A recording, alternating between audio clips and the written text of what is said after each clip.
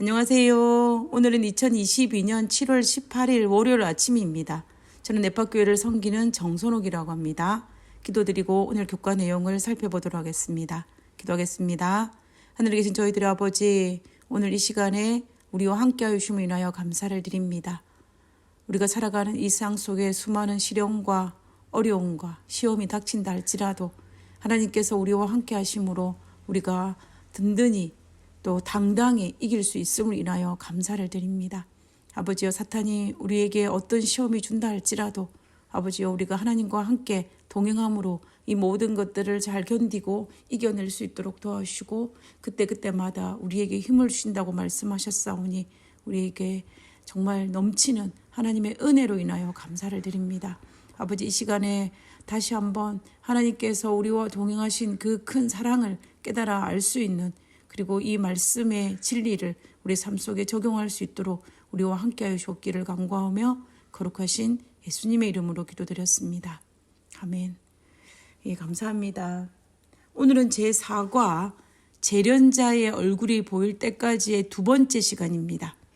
우리는 첫 번째 시간이 1월 소지에서 우리가 비록 죄로 말미암아 우리의 형상이 훼손되고 망가졌지만 예수님을 통해서 다시 하나님의 형상으로 회복될 수 있음을 우리가 발견하였습니다.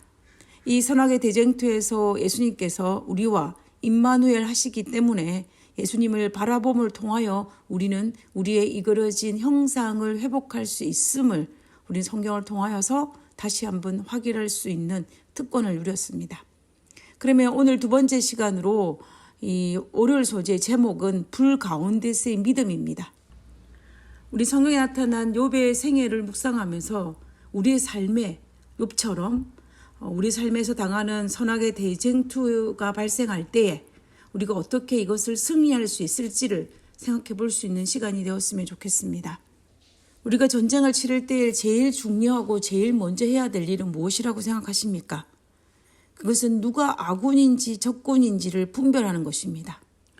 선악의 대쟁투에서 예수님께서는 이미 승리하셨습니다. 그러므로 이 전쟁은 사실상 이미 끝난 전쟁입니다.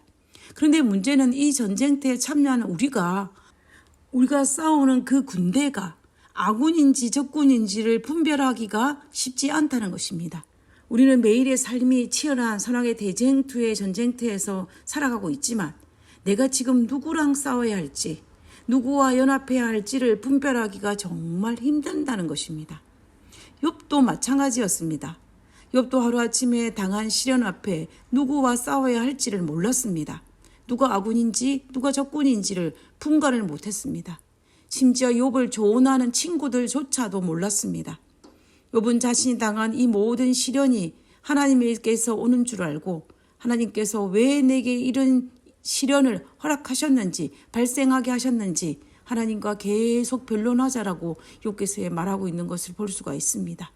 친구들도 이 모든 재난이 하나님에게서 온 것으로 생각하고 욥이 죄를 지었기 때문에 이런 고난을 당한다라고 생각하여서 욥에게 빨리 회개하라고 강요하지 않았습니까?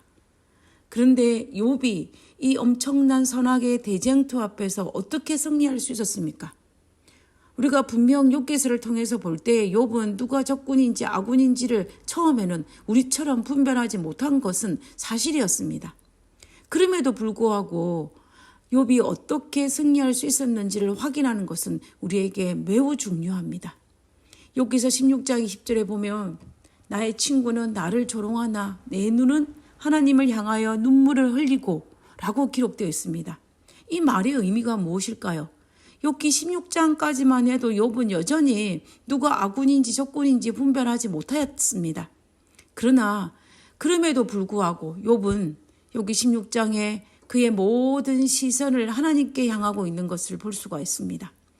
우리가 1월 소지에서 살펴본 것처럼 욥은 그의 시선을 하나님께로 돌렸고 하나님을 바라보고 하나님의 얼굴에 고정하였다라는 것을 욥기 16장 20절에 그의 고백을 통하여서 우리는 확인할 수가 있는 것입니다. 욥은 자신에게 닥쳐온 무서운 시련 가운데에서도 여전히 여호와를 신뢰했습니다. 그런 어떤 상황 속에서도 인내하기로 결심하였습니다. 욥기 23장 10절에 그가 말하기를 나의 가는 길은 오직 그가 하시나니 그가 나를 단련하시는 후에는 내가 정건같이 나오리라 라고 고백하였습니다. 욥은 미래를 내다보면서 하나님을 굳게 붙잡을 때에 언젠가는 자신이 순금같이 나올 것이라고 믿었습니다. 욥은 누가 적군인지 아군인지는 몰랐지만 오직 하나님의 성품을 의지하여 온전히 하나님을 신뢰하였기 때문에 예수님을 붙잡음으로 말미암아 그 선악의 대쟁투에서 승리할 수 있었습니다.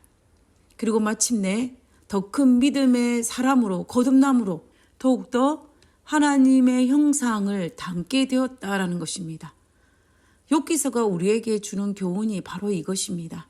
어떤 시련 가운데 있다 할지라도 그리고 누가 아군인지 적군인지 모르는 상황 속이라 할지라도 그럼에도 불구하고 욥은 하나님을 바라보는데 실패하지 않았고 끝까지 하나님을 향하여 눈물을 흘리고 하나님께 시선을 돌림으로 그가 마침내 승리할 수 있었음을 우리는 욥기서를 통하여 배울 수 있는 교훈입니다.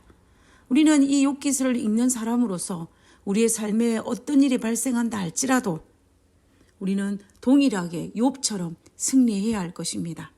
우리는 부인하고 싶고 또 인정하고 싶지 않지만 우리는 우리의 삶 속에서 선악의 대쟁투는 끊임없이 일어나고 있습니다. 생활고가 발생하기도 하고 가정 불화가 일어나기도 하고 부모와 자식 간에 문제가 생기기도 하고 그리고 교회에서 교우들 간에 복잡한 문제가 얽히고 설켜서 우리를 힘들게 합니다. 그리고 때로는 가정에서 직장에서 친구에게 부당한 대우를 받기도 하고 때로는 교회에서도 부당한 대우를 받을 수도 있습니다.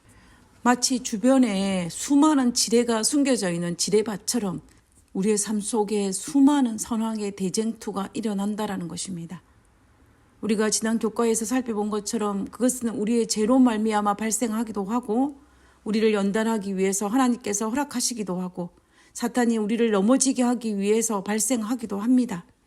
이 모든 우리의 삶에 일어나는 선악의 대쟁투에서 승리할 수 있는 비결은 욥처럼 끝까지 심지어 이해가 되지 않을지라도 하나님께서 이러한 시련을 통하여서 우리를 연단하시고 정결케 하심으로 우리의 품성 속에 하나님의 형상을 회복하실 것이라는 사실을 믿어야 합니다. 이것이 바로 하나님을 신뢰하는 것입니다. 욥도 지금 자신이 당하고 있는 시련을 이해할 수가 없었습니다. 그래서 끊임없이 그 이유를 알게 해달라고 설명해달라고 하나님께 요청하지 않았습니까? 그러나 그럼에도 불구하고 욥은 자신에게 닥친 이해할 수 없는 이 시련을 연단의 과정으로 생각하고 순금같이 나오는 그날까지 참고 견디며 하나님을 믿고 신뢰하기로 결심하였던 것을 우리는 욥기서에서 발견할 수 있습니다. 그래서 욥이 승리한 것입니다. 우리도 마찬가지입니다. 우리가 어떻게 다 이해할 수 있겠습니까? 어쩌면 이해하기를 바라는 그 자체가 잘못된 것입니다. 그러나 우리가 한 가지 확실한 것은 하나님은 우리를 승리케 하실 것이며 우리를 올바른 길로 인도하실 것이며 언제나 우리 안에 거하며 우리를 도와주시기를 기뻐하신다는 사실입니다. 이것은 팩트이고 이거는 진리이고 이거는 사실입니다. 그러므로 우리는 욥처럼 단 한 가지 하나님을 절대적으로 신뢰함으로 말미암아 이 선악의 대쟁투에서 끝까지 승리할 수 있는 비결임을 알고 순종하는 삶을 살아야 한다는 것입니다. 영감의 교훈을 한번 읽고 오늘 교과를 마치도록 하겠습니다. 풀무불을 통과해야 정결하게 됨. 우리를 천국에 적합한 사람으로 만들기 위해 진지하고 정결하게 하는 작업은 우리에게 많은 고난과 시련을 가져다 주는 큰 작업이다. 왜냐하면 우리의 의지가 그리스도의 의지에 예속되지 못했기 때문입니다. 불꽃이 불순물을 살라버리고 우리가 순결케 되어 하나님의 형상을 반사할 때까지 우리는 풀무불을 통과해야 한다. 우리는 이 말씀을 깊이 생각해야 합니다. 하나님께서는 우리를 하늘에 데려가기 위해서 하늘에 적합한 사람으로 만들기 위해서 하나님도 가슴 아프게 그 모든 것을 견디며 그 모든 것을 인내하며 우리 옆에서 우리에게 힘을 주고 계신다는 사실을 잊지 말아야 할 것입니다. 우리가 너무나 잘 알고 있는 사실, 독수리가 어린 새끼 독수리를 훈련시키기 위해서 어미 독수리가 저 높은 벼랑 위에서 아이를 떨어뜨리지 않습니까? 그러면은 그 아이가 저 벼랑 끝에서 떨어지는 그 모든 어려운 과정을 통과해야만이 하늘의 새들의 왕으로서의 그 늠름한 독수리가 된다는 사실을 우리는 여러 번 듣지 않았습니까? 우리는 그런 과정들을 통하여서 우리가 하늘에 적합한 모습으로 하나님의 형상을 회복할 수 있다는 사실을 우리는 잊지 말아야 할 것입니다. 그러므로 우리의 삶에 어떤 시련이 닥칠 때에 우리는 기대하는 마음을 가져야 됩니다. 아, 내가 이 시련을 잘 통과하면 내 모습 속에 또다시 더 많이 하나님의 형상을 닮아 있겠구나라는 그런 기대감과 그런 벅찬 마음을 가지고 믿음으로 승리할 수 있는 우리가 되었으면 좋겠습니다. 우리 시련이 닥칠 때에 하나님과 동행하는 그러한 우리 모두가 되기를 간절히 바랍니다. 그리고 힘든 시련이 닥칠 때에 욥을 생각할 수 있는 우리 모두가 되기를 간절히 바라면서 오늘 교과를 마치도록 하겠습니다. 기도하고 마치겠습니다. 지금 이 순간에도 저의 삶을 힘들게 하는 여러 시험들이 있습니다. 하지만 눈앞에 닥친 시험보다 그 시험을 통해 나를 단련하실 하나님의 능력을 믿고 싶사오니 하나님의 뜻을 발견할 수 있는 영적인 안목을 허락하여 주시옵소서. 하늘에 계신 저희들의 아버지, 지금도 저를 포기하지 않으시고 우리를 하나님의 형상으로 회복하기 위해서 우리에게 시험을 허락하시고 또 그 시험 가운데 우리와 함께 하시고 또 우리에게 힘을 주신 그 하나님으로 인하여 감사합니다. 아버지, 오늘 하루가 지나면 하나님의 형상을 좀 더 많이 닮고 하나님의 형상을 회복할 수 있는 하루 되게 하여 주옵기를 간구하며 거룩하신 예수님의 이름으로 기도드렸습니다. 아멘. 감사합니다. 오늘 하루는 하나님의 형상을 좀 더 많이 회복하는 그런 하루가 되었으면 좋겠습니다. 내일 뵙도록 하겠습니다.